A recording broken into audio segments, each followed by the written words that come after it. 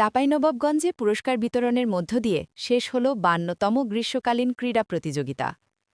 মাহিদুল ইসলাম ফরহাদের পাঠানো ভিডিওচিত্রে দেখুন বিস্তারিত। চাঁপাইনবাবগঞ্জে জেলা পর্যায়ে ৫২তম বাংলাদেশ জাতীয় স্কুল, মাদ্রাসা ও কারিগরি শিক্ষা গ্রীষ্মকালীন ক্রীড়া প্রতিযোগিতার উদ্বোধন, সমাপনী ও পুরস্কার বিতরণী অনুষ্ঠান হয়েছে। শনিবার ১১ অক্টোবর বিকেলে জেলা শিক্ষা অফিস আয়োজিত চাঁপাইনবাবগঞ্জ জেলা নতুন স্টেডিয়ামে বিজয়ীদের মাঝে পুরস্কার বিতরণের মাধ্যমে এই প্রতিযোগিতার পর্দা নামে। অনুষ্ঠানে প্রধান অতিথি হিসেবে উপস্থিত থেকে বিজয়ীদের হাতে পুরস্কার তুলে দেন অতিরিক্ত জেলা প্রশাসক সার্বিক মোহাম্মদ নাকিব হাসান তরফদার।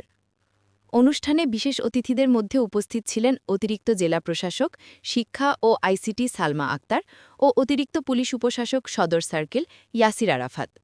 আরও উপস্থিত ছিলেন জেলা শিক্ষা অফিসের সহকারী পরিদর্শক মুস্তাফিজুর রহমান, রাকিবুল ইসলাম সহ বিভিন্ন শিক্ষা প্রতিষ্ঠানের শিক্ষকবৃন্দ।